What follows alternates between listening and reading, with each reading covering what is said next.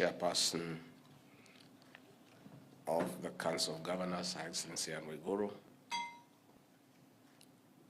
Excellencies Governors and Deputy Governors present,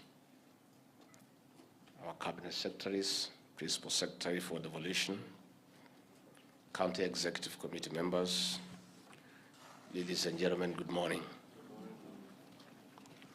It is my pleasure to welcome you to this 23rd ordinary session of the Intergovernmental Budget and Economic Council.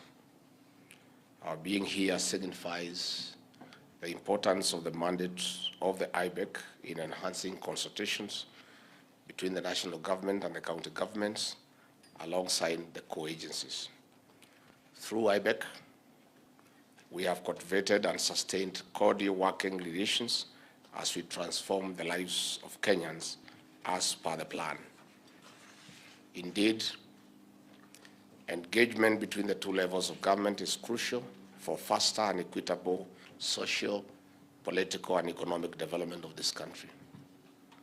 Excellencies, ladies and gentlemen, we have made significant progress towards achieving the resolutions of the 22nd session. An example is the evaluation and transfer of assets to counties. As you may have observed, we have commenced transferring motor vehicles, machinery, and other equipment to the counties. The most recent transfer occurred in Uasin Gishu County.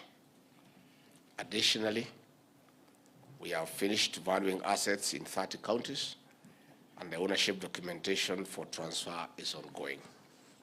Further, we have concluded the handover of the construction of county headquarters in 5 devolved units, including Tana River, Lamu, Isiolo, Tharaka Nithi, and Nyandarua. These headquarters have been under construction for over 10 years. The respective counties can now complete their own construction with support from the National Treasury. Excellencies, ladies and gentlemen, there is also steady progress in reduction of outstanding pending bills. As of March 31st, 2024, the total amount of pending bills reported by 47 counties was 150.66 billion Kenya shillings. This reflects a reduction of 8.61 billion shillings over the past 9 months since the start of the 2023/24 financial year. This represents a decrease of 5.4%. By the end of the fiscal year, we anticipate that this figure will decrease significantly. We need to do more to settle all eligible pending bills and process all that is considered ineligible to the satisfaction of our businessmen at both levels of government.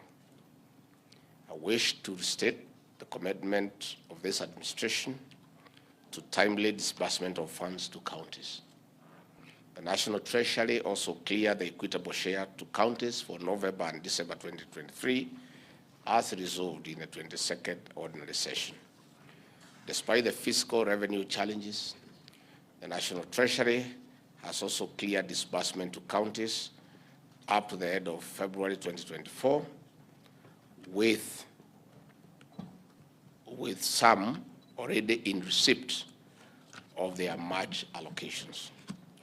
As of today, 66.5% of the total allocation for the financial year has been disbursed.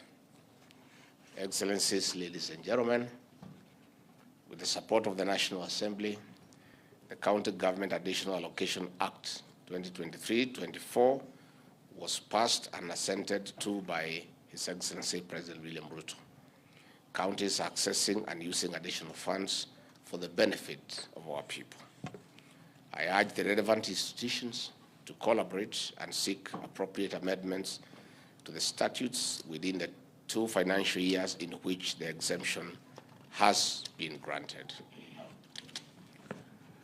Excellencies, ladies and gentlemen, as a result of our 21st IBEC resolutions to expand and include more value chains In our agricultural sector transformation agenda, my office has made significant progress in avocado and potato subsectors.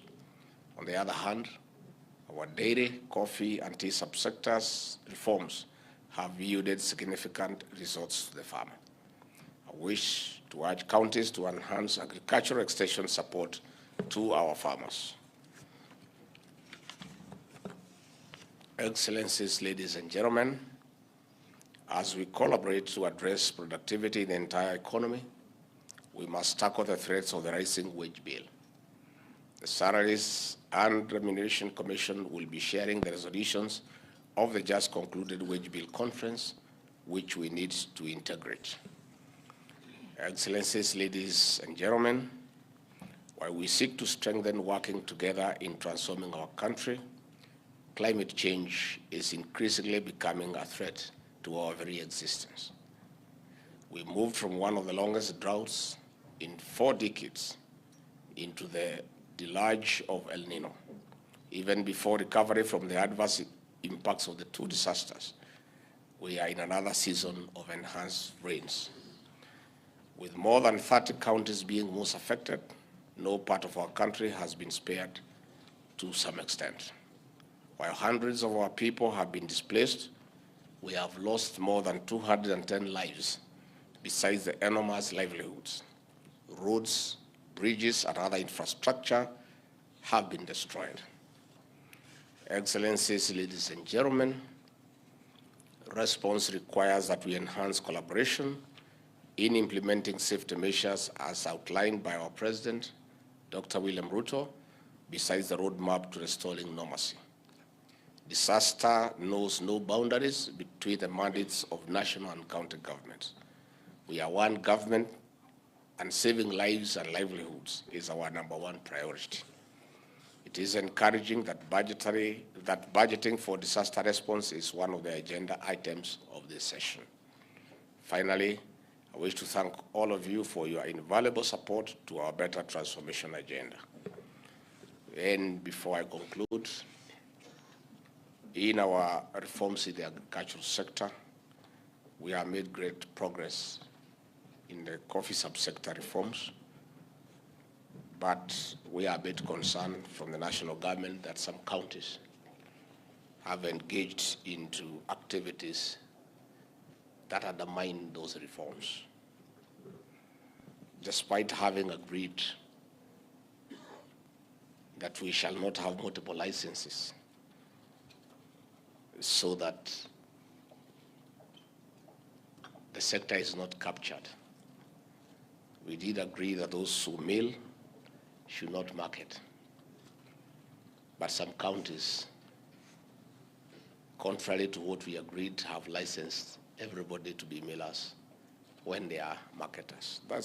This undermines the progress we had made so far.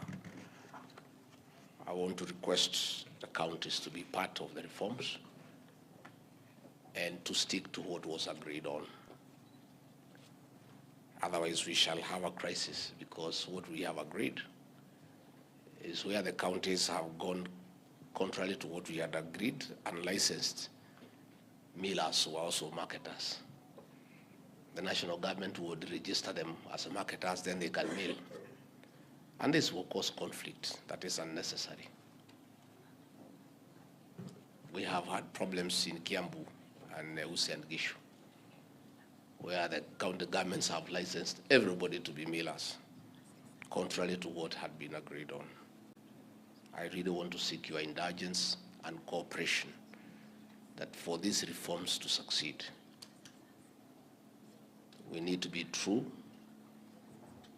to what was agreed on. And when one level of government goes against what was agreed on, it makes the matter very complicated, and it undermines the reforms that are good for our farmers. So let me request that we exercise understanding and we support the reforms, because they are good for our farmers. I'm happy we shall be discussing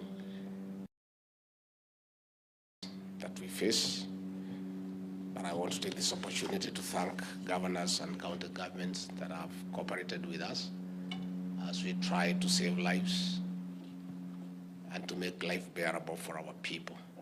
But I'm sure we shall have that discussion. So let me once more welcome you to this session, and feel free, feel welcome, and I look forward to a very fruitful discussion. Asante sana.